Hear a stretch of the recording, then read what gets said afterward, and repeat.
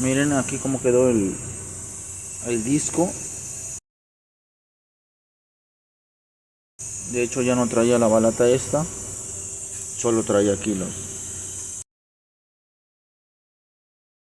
sus sus tolvas de la balata. De este lado igual tiene balata aquí, pero aquí ya no tiene balata. Vamos a ver si no rayó el disco de este lado. No, aquí no, solamente de este lado.